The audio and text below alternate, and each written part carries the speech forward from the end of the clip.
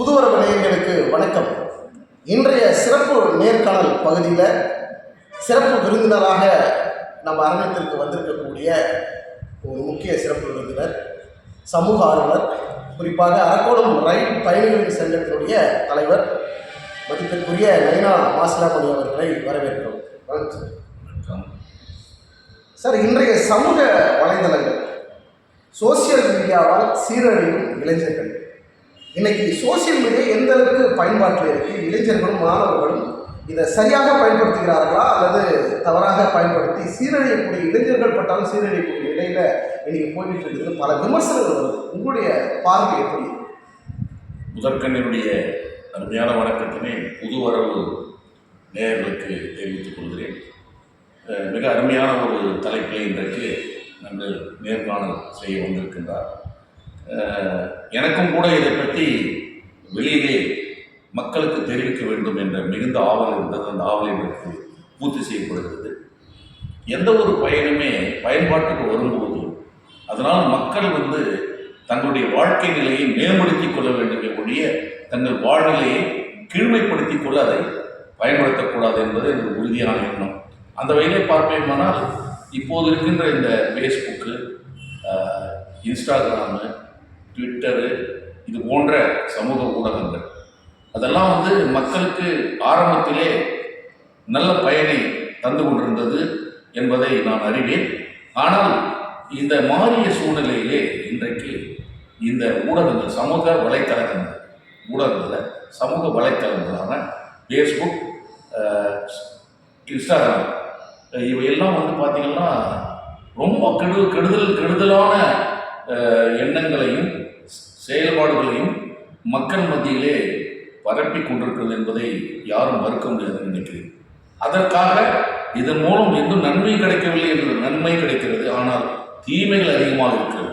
குறிப்பாக இன்றைக்கு இருக்கிற இந்த சந்ததியினர், ஜெனரேஷன் சொல்லுவாங்க, இளம் சந்ததியினருக்கு இது உணவே இல்லைன்னா கூட பரவாயில்ல, படிப்பே இல்லைன்னா பரவாயில்ல, இதில் மூழ்கிறாங்க.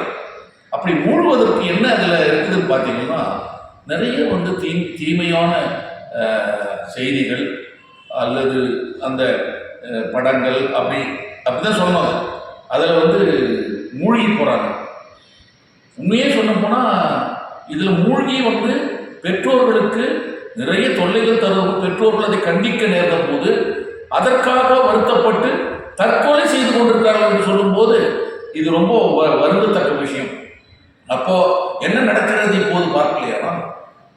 இதனுடைய மனநிலை, மாணவர்களுடைய மனநிலை, குறிப்பாக எதிர்கால சந்ததி, ஃபியூச்சர் ஜெனரேஷன் என்று சொல்வார்கள், அவர்கள் இந்த நாட்டை உருவாக்குவார்களா என்கின்ற சந்தேகம் கூட நமக்கு ஏற்படுகிற சூழல் உருவாயிருக்கிறது.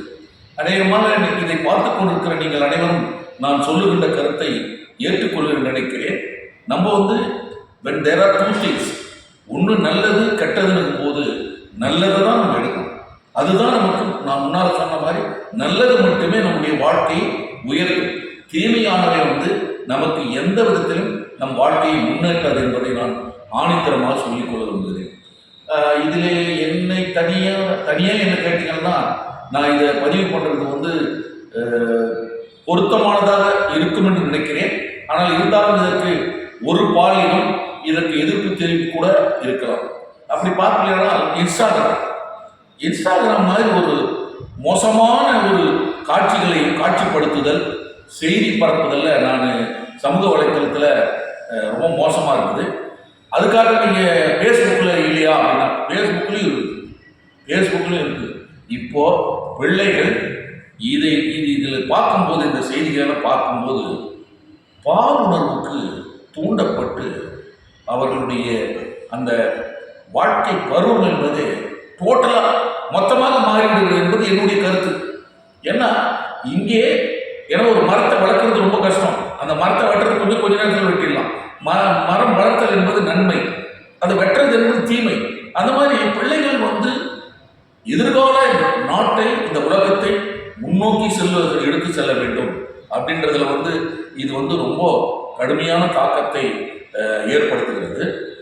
இப்போ அரைகுறை ஆடை, ஆபாச பேச்சு, இந்த சமூக வலைதளங்கள், குறிப்பாக இன்ஸ்டாகிராம், இந்த ஆபாசமான பேச்சுகள் அரைமுறை ஆடைகளில் நிறைய பேர் வந்து இன்ஸ்டாகிராமில் நடிக்கிறாங்க, ஆக்ட் பண்ணுறாங்க, அவங்களுடைய திறமைகளை வெளிக்கொண்டு வரதுக்கு முயற்சி பண்ணுறாங்க, தவறு இல்லை. ஆனால் அது அரைமுறையான ஆடைகளையும் ஆபாசமான பேச்சுகளும் அதை பார்க்கின்ற மாணவர்கள் இளைஞர்களுடைய மனநிலை வந்து அது பாதிப்புக்குள்ளாகுது. பெற்றோர்கள் இதை வந்து மிகப்பெரிய அளவில் கவலைப்படுறாங்க.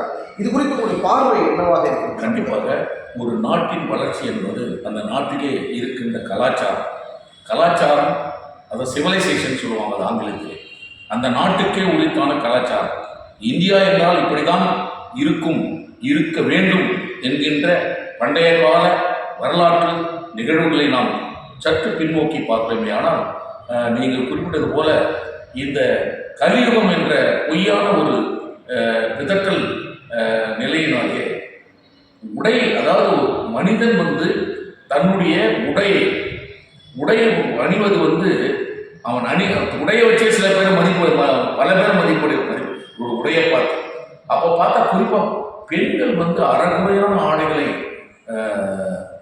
போடுவது இது யார் மூலமாக தெரிந்து கொள்கின்றால் இங்கே இந்த சமூக வலைத்தளங்களில் வருகின்ற அந்த விளம்பரங்கள், அங்கே காட்சிப்படுத்தப்படுகின்ற அந்த படங்கள் அல்லது அவர்களுடைய அந்த செயல்பாடுகள் இவையெல்லாம் பார்த்தீங்கன்னா கண்டிப்பாக நம்ம காலத்தில் நம்மளுடைய கலாச்சாரம் போயிடுச்சு. ஏன்னா நம்ம கலாச்சாரம் ரொம்ப தொன்மையானது. இந்தியாவுடைய கலாச்சாரம் ஹரப்பா, மொஹஞ்சதாரோ, திராவிடியன் கல்ச்சர். நிறைய பேர் கூட திராவிடத்தை பற்றி பேசுகிறாங்க. திராவிடியன் கல்ச்சர் அப்போவே மொஹஞ்சதாரோ ஹரப்பாவிலிருந்து திராவிடியன் கல்ச்சர் இருந்தது, சிந்து சமவெளி நாளத்தில் இருந்தது.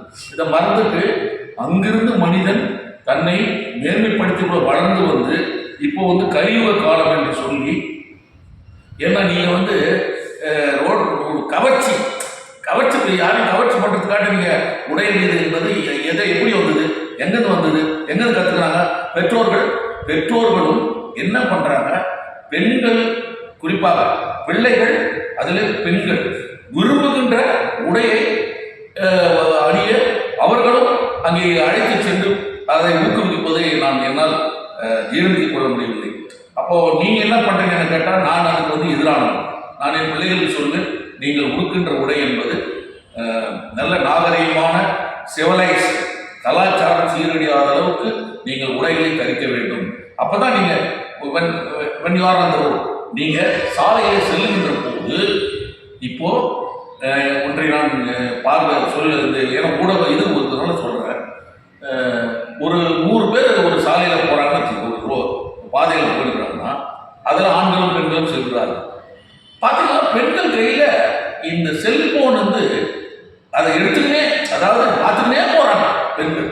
இது நான் சொல்கிறது வந்து நான் யாரையும் வந்து பிளேம் பண்ணுறதுக்கு சொல்லலை, அவங்க மேலே குட்டலாம். ஆனால் நீங்கள் on the road, if you on the road, நீங்கள் you can observe that the ladies பைக்கை ஓட்டும் போது போகிறாங்க. அது ஏனென்றால் ஒரு தீமை தொடர்ந்து நடக்கும்போது இதை நான் விபத்துக்களும், ஏனென்றால் கண்டிப்பாக விபத்துக்கள் நிறைய நடக்குது. இந்த விபத்துக்கள் நடக்குது, இது ஒரு பெரும்பங்காட்டுகிறது. இந்த செல்போனை பார்த்துன்னு போது, கைபேசியை பார்த்துக்கிட்டே போகிறது. நான் வந்து இப்போ சில அக்கேஷனில் பெண்கள் வந்து நேராக கீழே கவுந்தே பார்த்துட்டே போகும்போது எதிர்க்கு வந்து நின்று டக்கு, ஏமா உனக்கு பெட்ரோமாஸ் லைட்டே வேணுமான்னு கேட்பேன். இந்த பெட்ரோமாஸ் லைட்டேன்னா செல்போன் பார்த்து தான் போனோமான்னு அர்த்தம். அதை அவங்களுக்கு நெஞ்சில் பதிவுமா இந்த அங்கிள் ஒருத்தர் இப்படி காட்டாரு. அப்போது இது சரியில்லைம்மா, நீ வந்து பண்ணுறது சரியில்லை, கொஞ்சம் தயவு செய்து எங்கன்னா தனியாக இன்னும் இல்லை எங்கன்னா ஒரு இடத்துல உட்காந்தோ இந்த செல்ஃபோனை பார்க்கலாமே அப்படின்னு சொல்லிட்டு போகிறது நான் ஒரு கடமையாக நினைக்கிறேன். அது யாரும் டீஸ் பண்ணுறதுக்காக நான் சொல்லி கரெக்ட் பண்ண வேண்டியது என்னுடைய கடமை. ஒவ்வொரு தனி மனிதனுடைய பொறுப்புள்ள ஒரு குடிமகனுக்கு பிறர் தவிர்க்கப்பட வேண்டிய செய்திகளை செய்து கொண்டிருக்கும் போது அதை நம்ம கொஞ்சம் சொல்கிற மாதிரி சொல்லி அவங்களை கரெக்ட் பண்ணால் கொஞ்சமாவது இந்த உலகம் கொஞ்சம் நல்லா போன்ற ஒரு விருப்பம் தான், வேற ஒன்றும் கிடையாது. யாரையும் வந்து பிளேம் பண்ணது கிடையாது. சரி, இப்போ சமூக வலைதளங்கள் எடுக்கிற போது குறிப்பாக கூகுளில் வந்து நமக்கு நிறைய விஷயங்கள் அதில் பொக்கிஷமாக இருக்கிறது. நிறைய தேடல்கள் நம்ம தேடுகின்ற ஒரு படிப்பு சம்மந்தமாக, வேலைவாய்ப்பு சம்மந்தமாகவோ, இல்லை ஒரு ஃப்ளைட்டு புக் பண்ணணும்னாலும், ரயிலில் ரிசர்வ் பண்ணணும், எதுவாக இருந்தாலும் இணையதளத்தை பயன்படுத்தி குறிப்பாக கூகுளில் சர்ச் பண்ணி அதுக்கு சைட்டில் அதுக்குரிய சைட்டில் போய்ட்டு நம்ம தேடி தன்னுடைய பயன்பாடுகளை பயன்படுத்த முடியும். எந்த அளவுக்கு நல்லது இருக்கோ அந்த அளவுக்கு கெட்டதும் இருக்குது. நமக்கு என்ன தேவையோ அதை எடுத்துக்கொள்ள வேண்டுமே தவிர தீமையை எடுத்துக்கொண்டு மாணவர்கள், இளைஞர்கள் வந்து அதை சரியான நேர்கோட்டில் போகாமல் தவறி போகக்கூடிய வாய்ப்புகள் அமைகிறதுனால பெற்றோர்கள் பாதிக்கிறாங்க. அவருடைய அடுத்த கட்ட தலைமுறை வந்து மிகப்பெரிய அளவில் பாதிக்கிறது. இதனால் உயிர் சேதங்கள் நிறைய ஏற்படுகிறது. 50% இல்லை, 70% 80% நன்மை தான் இருக்கிறது, தீமை குறைவாக தான் இருக்குது. ஆனால் அந்த குறைவான தீமையை இன்னைக்கு ஃபாலோ பண்ணுறாங்க அதிகம். இதனால தான் இன்ஸ்டாகிராமில் பார்த்தீங்கன்னா அரைகுறையாளோட அந்த ஆபாசமான பேச்சுகள்லாம் அந்த கல்ச்சர் வேறு மாதிரி போயிட்டு இருக்கு. இது வந்து நீங்கள் பெற்றோர்களுக்கும் மாணவர்களுக்கும் என்ன சொல்லுங்கள்? அப்போது இதில் வந்து பெரும்பம் காட்ட வேண்டிய 2 பிரிவினர். ஒன்று வந்து அது கல்வியிலே சொல்லுவாங்க, ஒன்று வந்து பெற்றோர், ஆசிரியர் பெருமக்கள். ஆசிரியர் பெருமக்கள், பெற்றோர். இப்போ சமீப காலங்களிலே நீங்கள் செய்தித்தாள்களை புரட்டும்போது சில வருத்தமான செய்திகள் வரும்போது நமக்கு ரொம்ப மனவேதனை இருக்குது. ஆசிரியர்களே பாலியல் வன்மம் செய்வதை செய்திகளாக பார்க்க முடியுது. இந்த நிலை இருந்தால் என்ன ஆகும் என்று சற்று யோசித்து பாருங்கள்.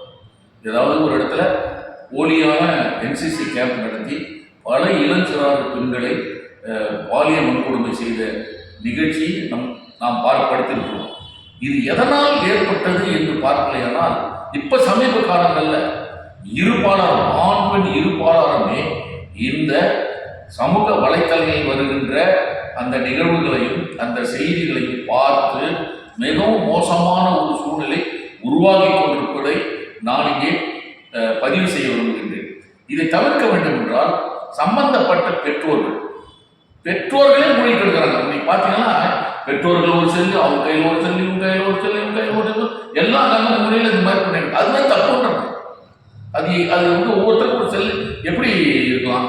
அது வந்து கலியுகம் சொல்லிட்டு போட்டு அது வந்து கலியுகம். இப்போ ஆசிரியர் சொன்ன மாதிரி இதனால் ஏற்படுகின்ற நன்மைகள் நிறைய இருக்குதுங்க. நீங்கள் உள்ள கூகுளில் போனீங்கன்னு வச்சுக்கோங்க, நிறைய நன்மைகள் இருக்கு. நீங்கள் தெரிஞ்சு இப்போ ஒரு இடத்துல ஒரு பேச போறீங்க, உங்களால் உங்களுக்கு தகவல் எல்லாம் எதுவுமே இல்லை, டக்குனு உள்ள போய் கூகுளில் போய் அதை போட்டீங்கன்னா அதை பற்றி ஒரு சின்ன ஜிஸ்ட் கொடுப்பான்.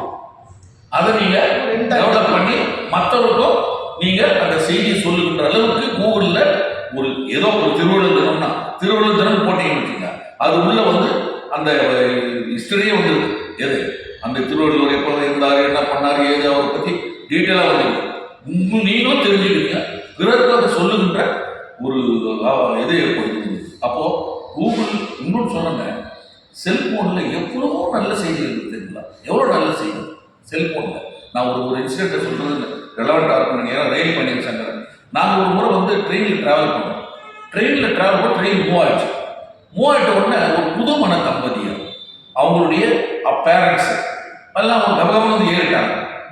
அப்போ ஏறிட்டு வந்து ஒரே பரபரப்பா ஒரு மாதிரி ஒருத்தர் வந்து கண்ணில் தண்ணி வருது, என்ன ஆச்சு அப்படின்னு அவங்க சொன்னாங்க. இந்த மாதிரி கல்யாணம் ஆச்சுங்க, இதுக்கு போயிட்டுருக்கோம், மறுவனத்துக்கு போயிட்டுருக்கோம் அப்படின்னு சொல்லி சொன்னாங்க. ஏன் வேறு என்ன ஆச்சுங்க, டிக்கெட்டை வேற ஒருத்தர் விட்டு வந்துட்டோம், டிக்கெட்டை வேற ஒருத்தர் விட்டா இது அவர் வரல அப்படின்ட்டாங்க. அப்போது அவங்க வந்து ரன்னிங் வண்டி வந்து ரொம்ப வேகமாக வந்துடுச்சு. அப்போ நான் யோசித்தேன், உடனே இந்த கைபேசி என்னுடைய கைபேசி எடுத்து அரக்கோணத்தில் இருக்கிற பயணிகள் சங்கத்தினுடைய பொறுப்பாளருக்கு ஃபோன் பண்ணி அவர்களுக்கு அதுக்கு முன்னால் அவங்களுக்கு தைரியத்தை சொல்கிறேன், நீங்கள் பயப்படாதீங்க, டிக்கெட் இல்லைன்னு, நீங்கள் நான் இருக்கிறேன், ட்ராவல் பண்ணுங்க, நான் வந்து அரக்கோணத்தில் உங்களுக்கு அந்த டிக்கெட்டை பயணச்சீட்டை வாங்கினது கொடுத்து நான் என் நண்பர்கள் சொல்கிறேன், கண்டிப்பாக எப்படி கொடுப்பார், நீங்கள் அது வரைக்கும் உங்களுடைய பயணத்துக்கு நான் பாதுகாப்பு அப்படின்னு சொன்னதில்லை. கரெக்டாக அந்த வண்டி எந்த கம்பார்ட்மெண்ட் ஏன்னு சொன்னோன்னே என்னுடைய துணை பொதுச் செயலாளர் விஜயன்றவர் அதை வாங்கினது கரெக்டாக ரெடியாக வச்சிருந்தார் டிக்கெட்டை. அப்போது இந்த செல்போனுடைய இது ஒரு நன்மை என்ன அப்படின்னா it is a tip of an iceberg. அந்த பயன்பாடு சொல்லுங்கள். அந்த பயன்பாடு எத்தனையோ இந்த மாதிரி உயிர்கள் பாதுகாப்பு மக்களுடைய மேன்மைக்காக. ஏன் செல்போன்லேயே நீங்கள் வந்து கருத்தரங்கம் நடத்துகிறாங்க, எது கருத்தரங்கம் நடத்துகிறாங்க, நீங்கள் வந்து நேரில் தான் உட்காந்து மீட்டிங் வந்து பேசுகிறோம்ல, அப்படியே கான்ஃபரன்ஸ் இதில் போட்டு அதிலே போட்டு எல்லாருமே அங்கங்கே இருந்துக்கினே அவங்களுடைய கருத்துக்களை சொல்லுகின்ற வசதி செல்போன் இருக்குது. இந்த மாதிரி பயன்பாடுகள் இப்போ ரொம்ப உங்களுக்கு ரொம்ப ஒரு மாதிரி இருக்கிறீங்க அப்படின்னா எவ்வளோ படங்கள்லாம் இருந்துச்சு, சினிமா படங்கள் எவ்வளோ நல்ல படங்கள்லாம் இருக்குது, அதை கூட நீங்கள் போட்டு பார்க்கலாம். மாணவர்கள் வந்து இந்த கேம், இந்த செல்ஃபோனில் கேம் அடிக்ட் ஆகும். இன்ஸ்டாகிராம் ஒரு பக்கம், கேம் ஒரு பக்கம். படிக்கின்ற மாணவர்கள் குறிப்பாக பாதிக்கப்படுறாங்க. இதனால் அடுத்த தலைமுறை வந்து மிகப்பெரிய ஒரு கேள்விக்குறியாகத்தான் மாறிக்கொண்டிருக்கிறது. படிக்கிற மாணவர்கள் இந்த கேம் விளையாடுறது, இன்ஸ்டாகிராமில் நேரத்தை செலவிடுகிற அந்த நேரத்தை எப்படி நன்மை பயக்கிற வகையில் படிப்புக்கு கவனம் செலுத்தலாம்? உங்களுடைய டிப்ஸ் ஏதாவது? அதாவது அதற்கு முழுவதற் காரணம் நான் இங்கே இருந்து கொண்டிருக்கின்ற இந்த வளாகத்தில் கூட பார்க்கிறேன். சில பெரியவர்களே வந்து கேம் பைத்தியமாயிட்டாங்க. ஏன்னா பொழுது போகிறது வேற எதுவுமே இல்லை. நீங்கள் வந்து மக்களுக்கு செய்ய வேண்டிய சேவைகள் எவ்வளோ இருக்குங்க. என்னை மாதிரி ஒரு சமூக சேவைகள் தெரியும், மக்களுக்கு செய்ய வேண்டிய சேவை எவ்வளோ இருக்கு, அதை ஆர்கனைஸ் பண்ணலாம். That does not mean one should not touch the cellphone.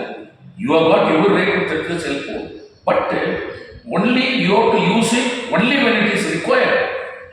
24 மணி நேரம் கொஞ்சம் தூங்கதான் இல்லையே, தூக்கம் வரதில்லை. இதில் மூளைக்கு தூங்குறது பல வியாதிகள் வருது. எனக்கு இப்போ நான் வந்து ஒரு பல்வேறு இயக்கங்கள் இருக்கிறனால நான் வந்து I am post to use cellphone for timing, for sending messages. அதனால எனக்கு என்ன அந்த கை உள்ள வந்து அப்படியே ஆடல, உள்ள அப்படி கிளிலாம். இது ஒரு வியாதி அப்படின்னு வந்து ரொம்ப மோசமான வியாதி. இதனால் வந்து பிரெயின் அஃபெக்ட் ஆகுது. அதையும் நீங்கள் பாருங்க. அதாவது சமூக வலைத்தளங்களில் இருக்கிற தீமையான செய்திகளை பார்ப்பதற்காக நீங்கள் தொடர்ந்து செல்போனை பயன்படுத்தினீங்கன்னா அதனால் ஏற்படுகின்ற விளைவுகளை இங்கு யாருமே அதை வந்து நிறைய பேர் அஃபெக்ட் ஆகிருக்காங்க. யார் கண் பார்வை கெடுது, இது போதும். ஏன்னா ஒரு ஏதோ ஒரு சில பேர்லாம் இருக்காங்க, குறிப்பாக அவங்கெல்லாம் ஓட்டோ போடுறாங்க இன்ஸ்டாகிராமில். அவங்கெல்லாம் டக்குன்னு அதுக்குள்ளே போய் பார்க்குறாங்க.